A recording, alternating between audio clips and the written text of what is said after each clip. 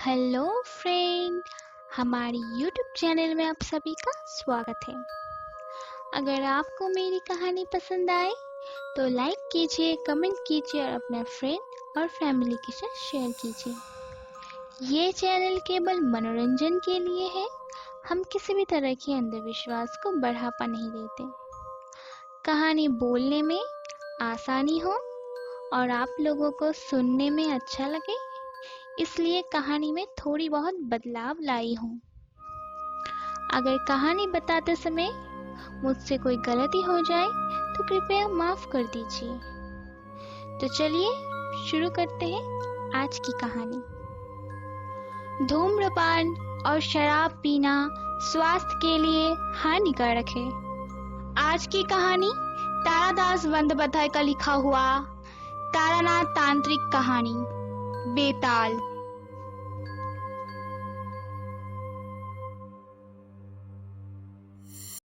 तारानाथ एक 23 साल का लड़का था। संसार जीवन उसे बिल्कुल नहीं पसंद था। वो तांत्रिक बनना चाहता था, इसलिए वो छुप छुप कर अपने और अपने आसपास के गांव में साधु के तलाश में घूमता था। एक दिन उसके गांव में एक बड़ा पेड़ के सामने एक साधु कुछ दिनों से रह रहा था। गांव के कुछ लोग उस साधु के पास जाकर ताबीज मांगता था, लेकिन वो साधु कहता था, मैं कुछ नहीं कर सकता, तुम लोग भगवान से प्रार्थना करो, सब ठीक हो जाएगा। ये सब कुछ तारानाथ छुप छुप के देखता था। एक दिन शाम को वो साधु सूखा लकड़ी लेकर आग जला रहा था। तारानाथ थोड़ा सा दूर में खड़ा होकर ये सब देख रहा था। तब उस साधु जी ने तारानाथ को अपने पास बुलाया और कहा, तू साधक बनना चाहता है? तारानाथ ने कहा, हाँ। तब उस साधु जी ने कहा, तुझे देखते ही पता चल गया था, तेरे किस्मत में साधक बनना लिखा हुआ है। और क्या क्या लिखा हुआ है मेरे किस्मत में, मुझे बताइए साधु जी। तू साधक तो बन जाएगा और थोड़ा शक्ति भी मिलेगा, लेकिन तुझे इस संसार में ही रहना पड़ेगा। और जो देख रहा हूँ वो बिल्कुल अच्छा नहीं है। क्यों साधु जी, क्या देख रहे हैं आप? क्या बुरा होने वाला है मेरे साथ? तेरे पीछे एक अंधेरा हमेशा छाया हुआ है। तारानाथ डर के मारे पीछे मुड़कर देखा तो कुछ नहीं था। साधु जी हंसकर कहा, तुम नहीं देख सकते हो। क्यों साधु जी? मुझ में जो शक्तियाँ है उसके वजह से वो खतरा मैं देख सकता हूँ। अगले 1 साल के अंदर तुम्हारे जान जा सकता था। अच्छा हुआ मेरे साथ तुम्हारे मुलाकात हो गया। मैं एक मंत्र तुझे सिखाऊंगा, अच्छे तरीके से सीख लेना। जब भी तुझे खतरा आएगा ये मंत्र तुझे बचा लेगा। तारानाथ ने वो मंत्र अच्छी तरह से सीख लिया और ज्यादा समय भी नहीं लगा। तारानाथ ने कहा, साधु जी, मेरा खतरा आएगा ये मैं कैसे जान पाऊंगा? आज मैं तुझे थोड़ा सा शक्ति देता हूँ। जब भी तुझ पर खतरा आएगा तुझे अपने आप पता चल जाएगा कि तेरा खतरा तेरे पास आ रहा है, और मैं उस दिन तुझे जरूर दिखाई दूंगा। तारानाथ ने कहा, आप मुझे शिष्य बना लीजिए साधु जी, आप मुझे शिष्य बना लीजिए। मैं किसी को शिष्य नहीं बनाता। चल भाग यहाँ से, चल भाग यहाँ से, चल भाग। ये कहकर तारानाथ को साधु जी ने वहां से भगा दिया। अगले दिन तारानाथ ने देखा साधु वहां से कहीं चला गया। सिर्फ कुछ जला हुआ लकड़ी और राख पड़ा हुआ था। तारानाथ को घर में मन नहीं लगता था। हमेशा इधर उधर साधु ढूंढता था शिष्य बनने के लिए, और आखिरकार एक दिन एक थैला और कुछ पैसा लेके घर से निकल गया। परिवार के लोग ढूंढ ना पाए, इसीलिए वो पूरा दिन चलता था। पैदल चल के ही बहुत सारे गांव पार करता था, और जब शाम होता था गांव के किसी घर में रात गुजारता था और सुबह होते ही निकल जाता था। एक दिन तारानाथ चल रहा था, तब शाम हो चुका था। तारानाथ ने सोचा इस गांव में ही किसी घर में रहना पड़ेगा। धीरे धीरे हवा चल रहा था और आसपास बहुत सारे पेड़ था। तारानाथ को एक बड़ा मिट्टी के घर दिखाई दिया। तारानाथ उस घर के आंगन के अंदर गया। तारानाथ को देखकर उस घर के एक आदमी ने उसको स्वागत किया। आइए आइए साधु जी, अंदर आइए। मैं आपका क्या सेवा कर सकता हूँ, बताइए। मुझे बस आज रात के लिए यहाँ रुकना है। कल सुबह होते ही मैं चला जाऊंगा। जी साधु जी, आइए आइए, अंदर आइए।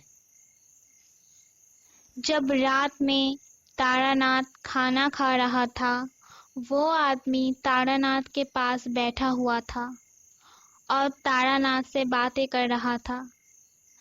तारानाथ ने पूछा, तुम्हारा नाम क्या है? माधव घोष। बातों बातों में माधव ने बताया, पता है साधु जी, आज से कुछ दिन पहले एक तांत्रिक यहाँ रहने आया था। मैंने उसका बहुत सेवा किया। अगले दिन जब वो यहाँ से जा रहा था, तब मेरी लड़की की हाथ पकड़कर कहा, इसके अंदर भैरवी बनने की सारी गुण है, इसे मुझे दे दो। तब मैंने चीख कर आसपास से सबको बुलाया और थप्पड़ मार के घर से निकाल दिया। और मैंने ये भी कह दिया, सिर्फ तांत्रिक को इसलिए छोड़ रहा हूँ, वरना इस गांव से निकलना मुश्किल हो जाता। जाते जाते साधु कहा, मैं तुझे नहीं छोड़ूंगा माधव, मैं तेरा सर्वनाश कर दूंगा। तारानाथ ने पूछा, वो दिखने में कैसा था माधव? सर पे लंबा लंबा बाल था और बड़ा बड़ा दाढ़ी भी था। वो लाल कपड़े पहना हुआ था। ये सब बातें होते होते तारानाथ का खाना खत्म हो गया। वो हाथ मुंह धोकर सो गया। अगले दिन माधव ने तारानाथ को उस दिन रुकने के लिए कहा, लेकिन तारानाथ ने कहा, आज नहीं माधव, मैं अगर कभी यहाँ से जाऊँ तो तेरे घर जरूर आऊंगा। ये कहकर तारानाथ वहां से निकल गया। चलते चलते दोपहर को दही खरीद कर खाता है और फिर चलना शुरू करता है। चलते चलते जब शाम हो गया, तारानाथ एक नदी के किनारे पहुंचा। कहाँ रात गुजारेगा, यही सोचते सोचते नदी के पास से चल के जा रहा था। थोड़ा सा चलने के बाद तारानाथ एक बड़ा शमशान में पहुंचा। चारों तरफ सिर्फ जला हुआ लकड़ी, इंसान की खोपड़ी और मुर्दे के कपड़ा पड़ा था। तारानाथ बस इधर उधर देख रहा था। अचानक पीछे से किसी की आवाज सुनकर वो डर गया। कौन हो तुम? क्या चाहिए तुम्हें? तारानाथ पीछे मुड़कर देखा, एक तांत्रिक खड़ा है। इतना बदसूरत तांत्रिक तारानाथ ने कभी नहीं देखा था। उसके गले के आवाज भी बहुत डरावना था। तारानाथ धीरे से कहा, कोई वजह नहीं है, मैं बस चलते चलते यहाँ पर पहुंचा। मतलब? मतलब कोई वजह नहीं है, बस ऐसे ही। तांत्रिक थोड़ा चुप रहा और कहा, आओ मेरे साथ। उस अंधेरे में ही तारानाथ साधु के साथ चलने लगा। चलते चलते एक पेड़ के नीचे आ पहुंचा।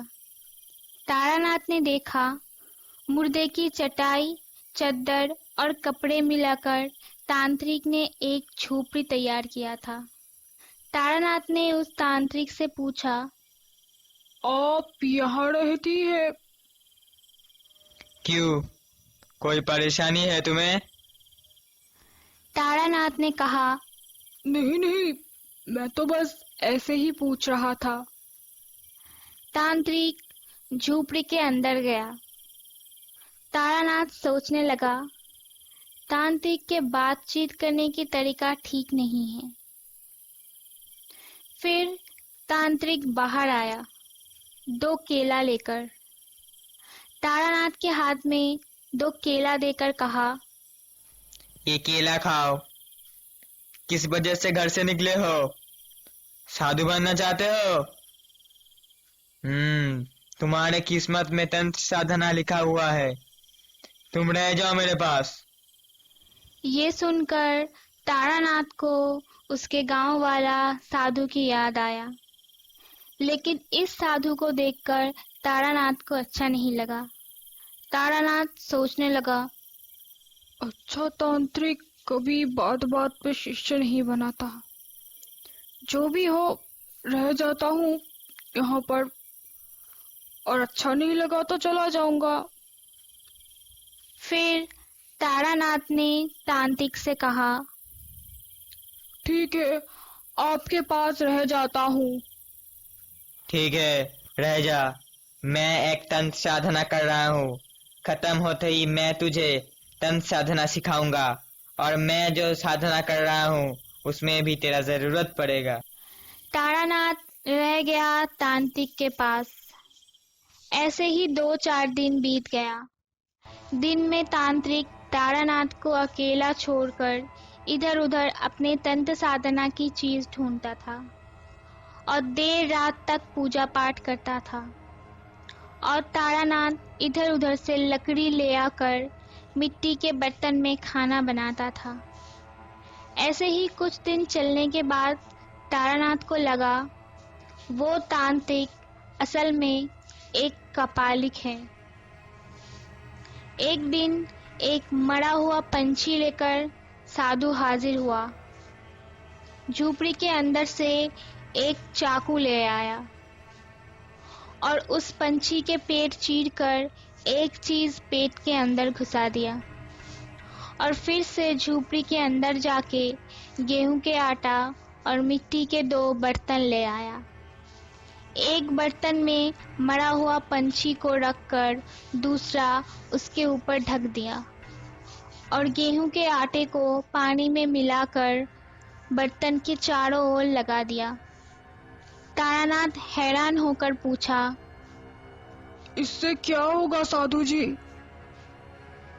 काम है, बहुत काम है।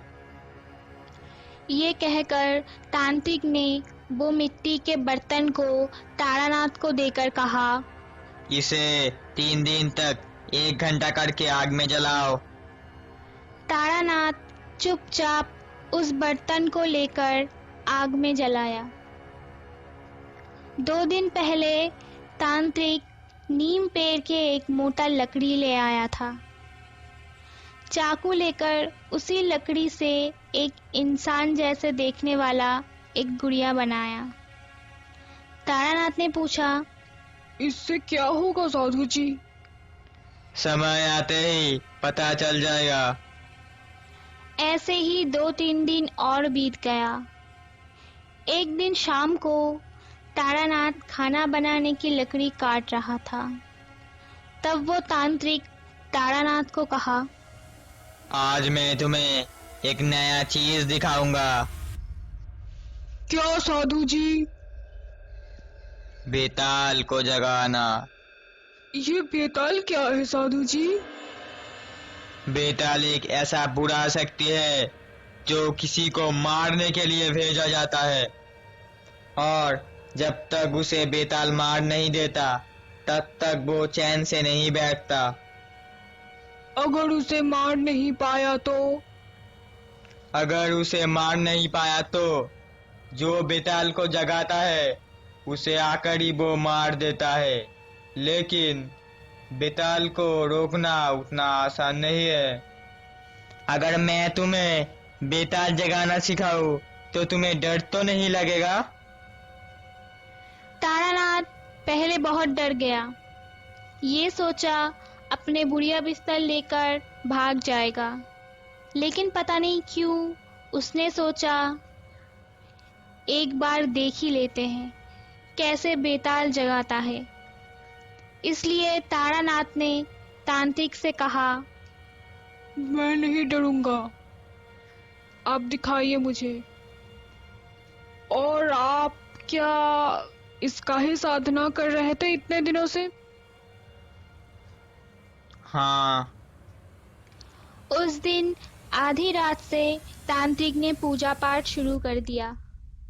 जो नीम की लकड़ी से गुड़िया बनाया था उसे मिट्टी के अंदर आधा हिस्सा दफना दिया। एक फूल की माला को लेकर उस गुड़िया को पहना दिया और धीरे धीरे मंत्र पढ़ के उस गुड़िया के ऊपर चंदन लगा रहा था।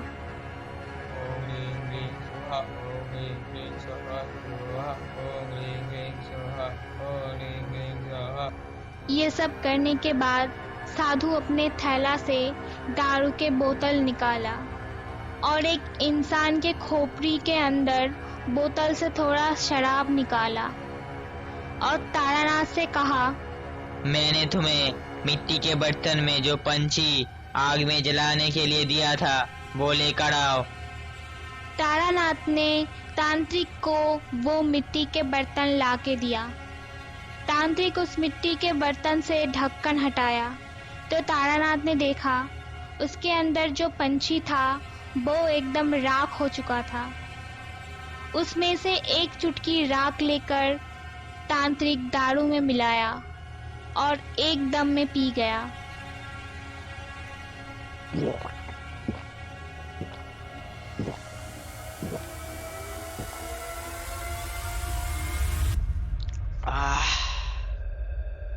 दारू पीने के बाद तांत्रिक के अंदर कुछ बदलाव आया। तांत्रिक की आंख कोयले की तरह जलने लगा। तांत्रिक ने तारानाथ को कहा, लकड़ी लेकर आग जलाओ। तारानाथ ने तुरंत लकड़ी लेकर आग जला दिया। तांत्रिक मंत्र पढ़ते पढ़ते आग में आहुति दे रहा था।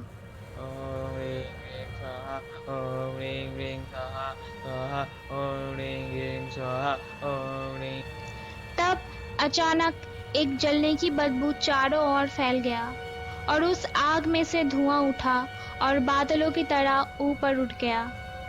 तारानाथ ने देखा उस धुएं के अंदर से एक साया आसमान की तरफ चला गया।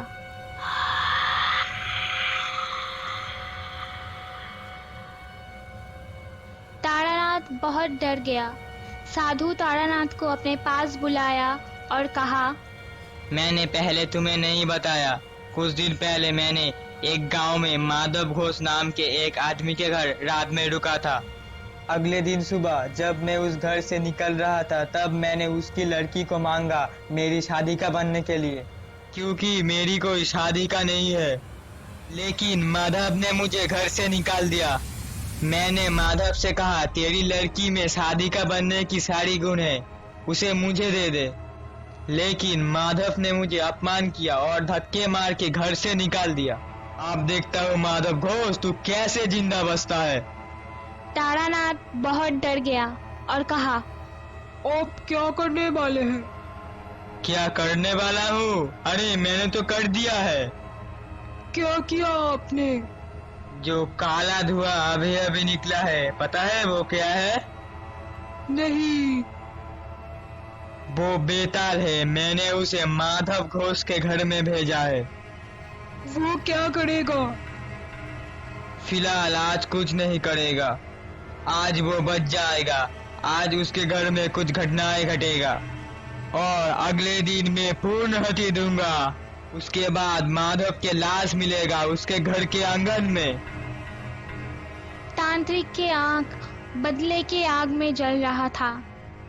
तारानाथ को बहुत गुस्सा आया। उसने कहा, यह गलत है। साधना में किसी को हत्या करना बहुत बड़ा पाप है। तांत्रिक गुस्से में आकर कहा, क्या कहा तूने? मैंने गलत किया?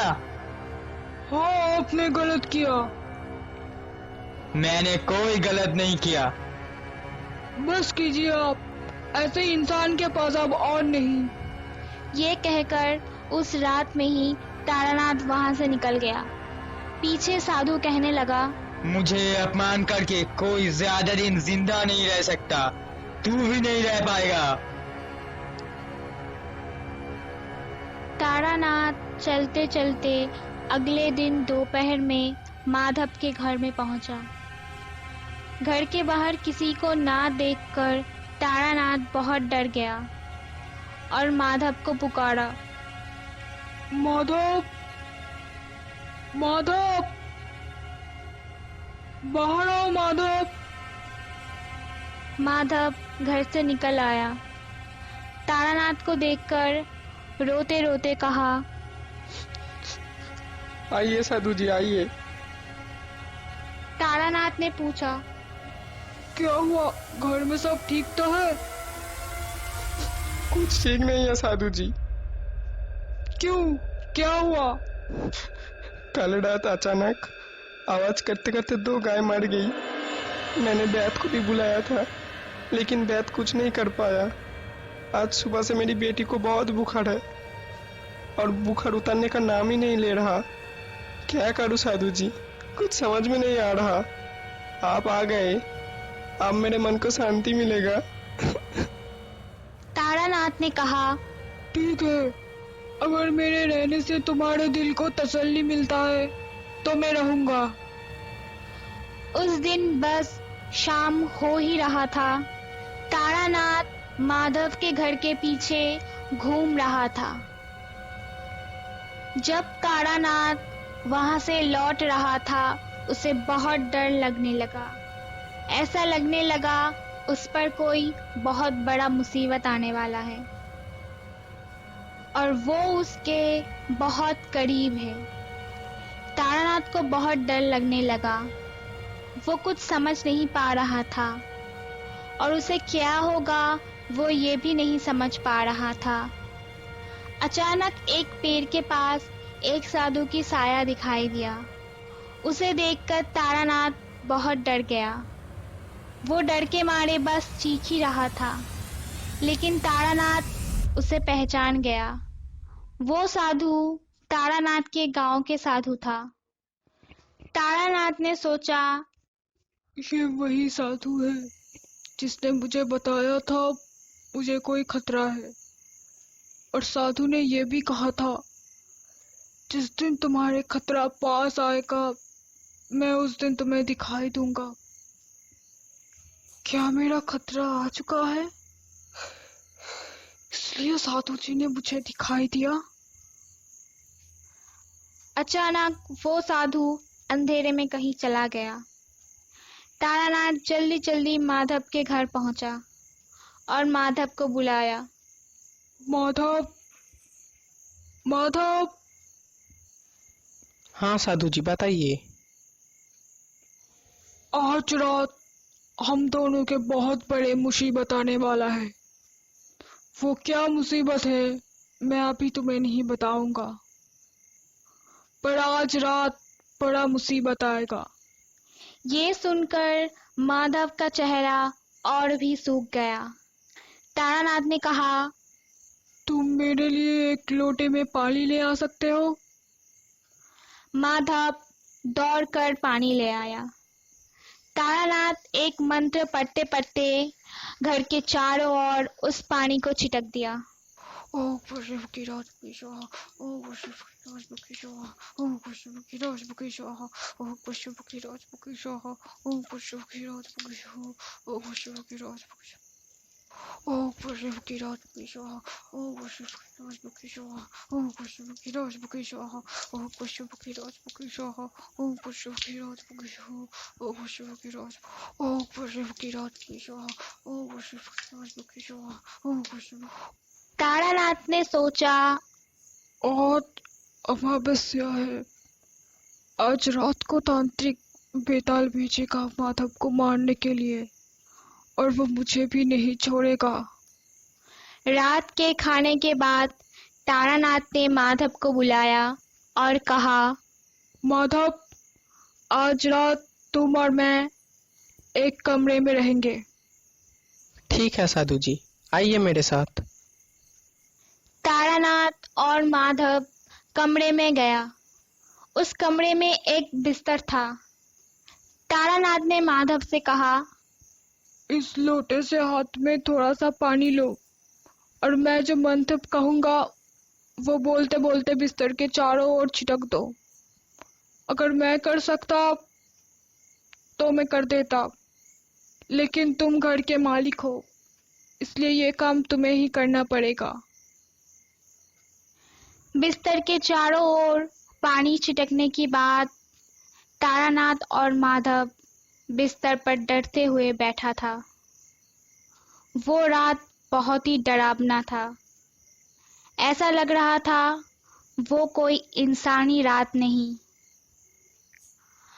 माधव तारानाथ के पास बैठकर भगवान को याद करने लगा। जय शिव शंभु, जय शिव शंभु, जय शिव शंभु, जय शिव शंभु, जय शिव शंभु। ऐसे ही दोनों बैठे थे। आधी रात के बाद अचानक हवा बहुत तेज हो गया। धीरे धीरे वो तूफान में बदल गया। बाहर के पेड़ हवा के झोंके से जोर जोर से हिलने लगा, और हवा के साथ साथ एक डरावना आवाज भी होने लगा।